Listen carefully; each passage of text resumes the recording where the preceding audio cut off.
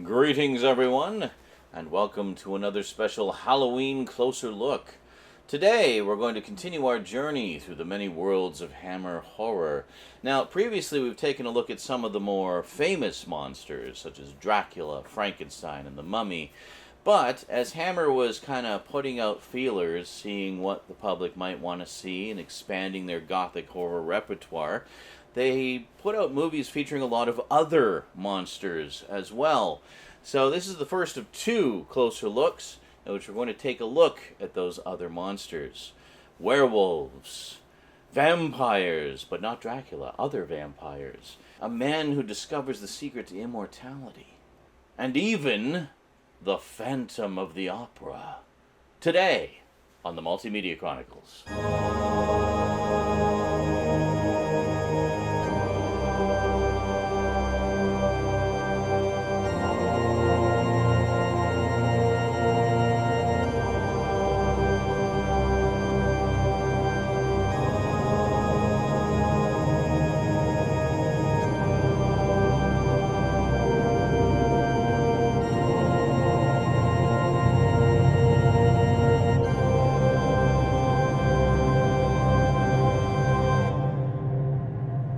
Welcome back.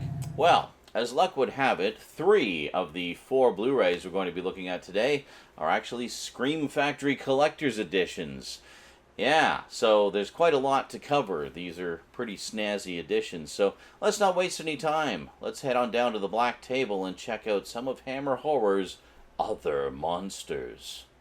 Okay, we begin our look at other monsters in the Hammer Horror Pantheon with The Man Who Could Cheat Death. Yes, about a man attempting to defy the laws of nature by unlocking the secret to immortality with some very unwilling participants in his experiments. So, yeah, pretty good stuff. This is from, was it 1959? Yeah, 1959.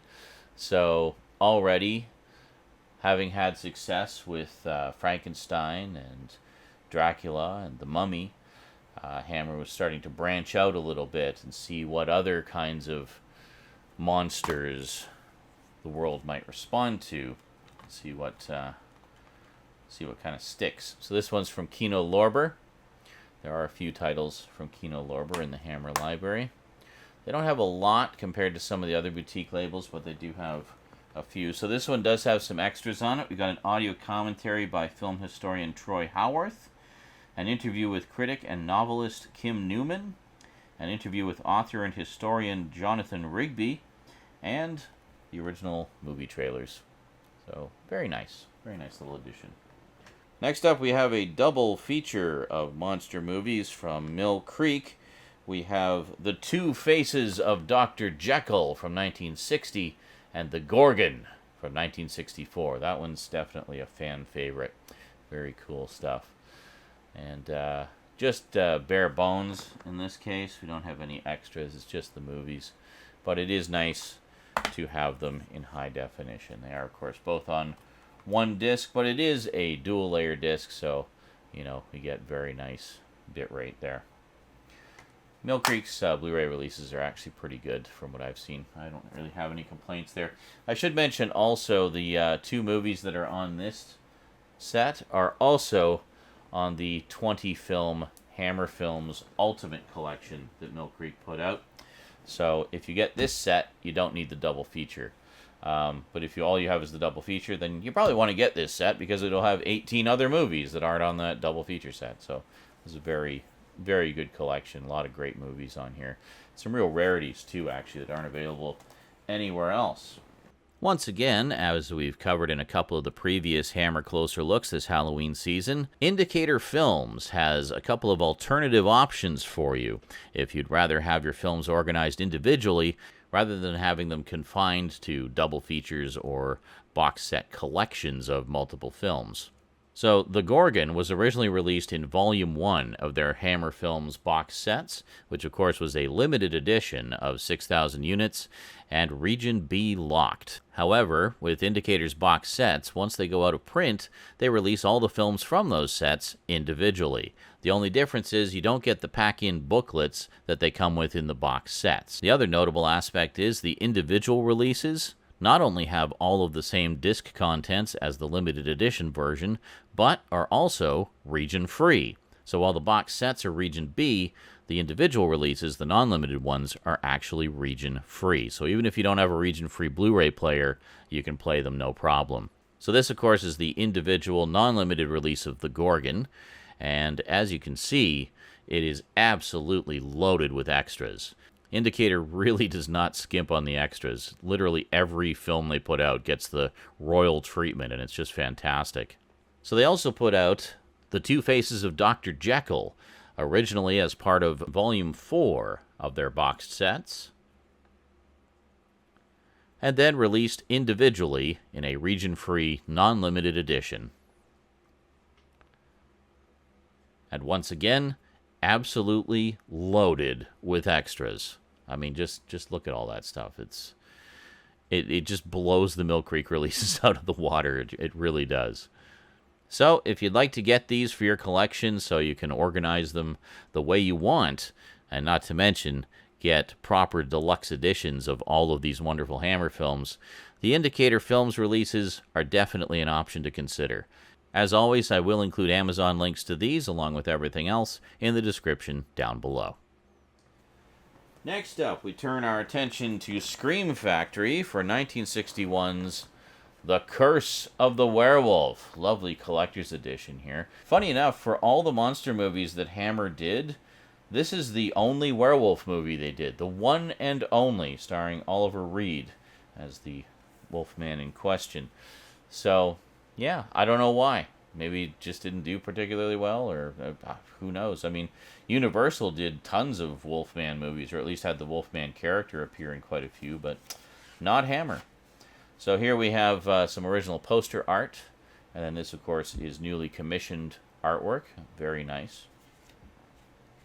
As with all of Scream Factory's collector's editions, well, most of them anyway, this is has a reversible cover.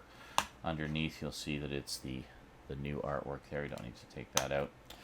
But why don't you take a look at that while I go through the extras here. We got quite a lot on this one. First off, it's a new 4K scan from the original negative. It has new audio commentary with author and film historian Steve Haberman and filmmaker, film historian Konstantin Nazir.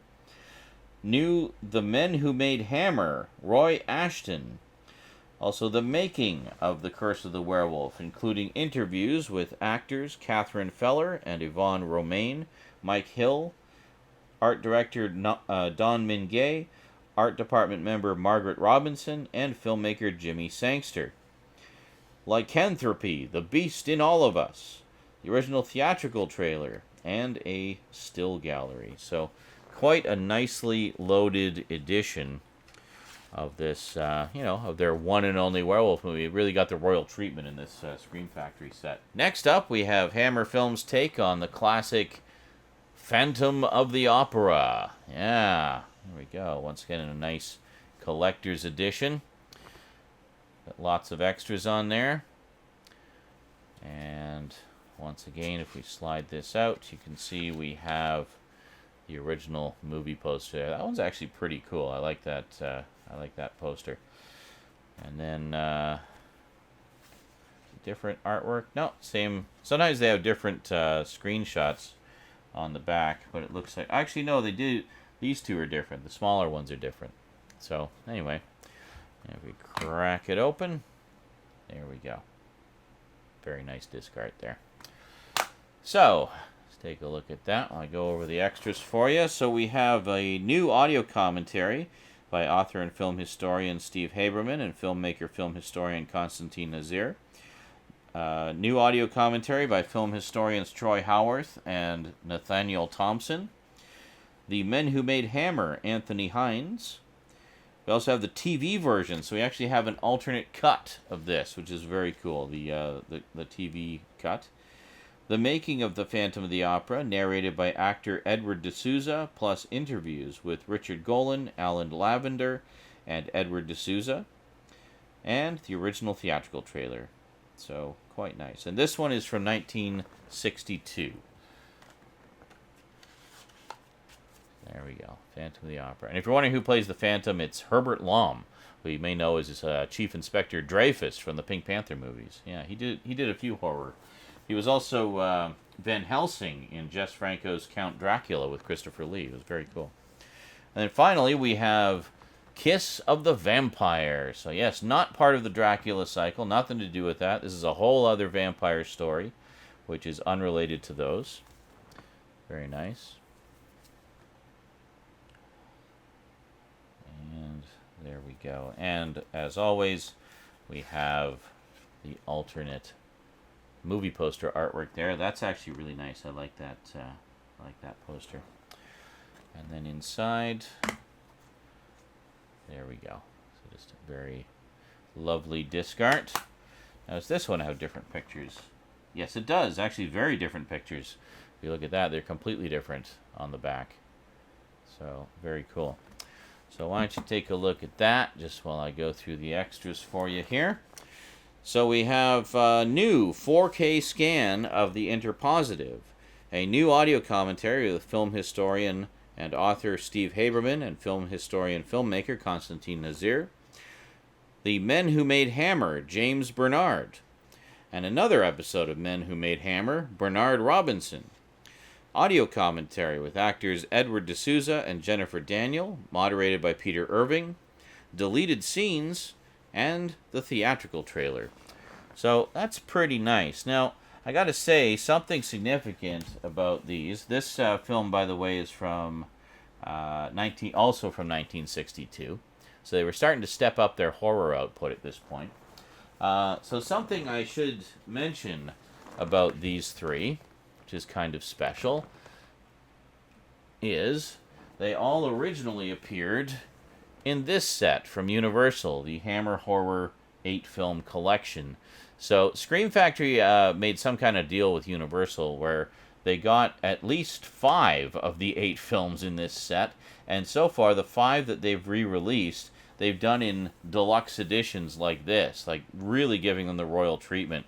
On this set originally they were all just bare bones. So there's still 3 films left to be released, specifically Night Creatures, Paranoiac, and Nightmare. So I'm hoping that we'll get those in similarly deluxe editions from Scream Factory. I'm assuming that they'd be part of the deal. I mean, why would they only take 5 of the 8 if they can get all 8, right? So, I don't know. We'll see.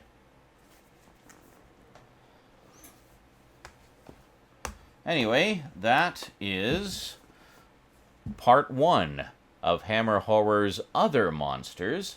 Yes, there's even more, which we'll cover next time. And there you have it. Yeah, I'll never understand why they only did one werewolf movie, because as far as I'm aware, the one they did was really well received. Maybe it just didn't make enough money back in the day. I don't know. I haven't really looked into the box office receipts, but I know that now it's considered quite good, but yeah, go figure. Anyway, hope you enjoyed, and we'll tune in again next time for part 2 of Hammer Horror's Other Monsters. We've got quite an eclectic mix next time. We got things like zombies and witches and even the devil. Yeah, so check that one out. Other Monsters Part 2. That'll be next Friday. In the meantime, if you'd like to add any of the Blu-rays we talked about in this video to your collection, you will find Amazon links in the description down below. As always, thank you very much to those of you who do use my Amazon links, because it does help to support the show, and I really appreciate that. Alrighty, well, that is it from me to you for now. So big thanks to you for watching. Big thanks to my Patreon sponsors. Be sure to catch me on Twitch. I stream just about every day. And I will see you next time. Until then, thanks for watching, and sayonara.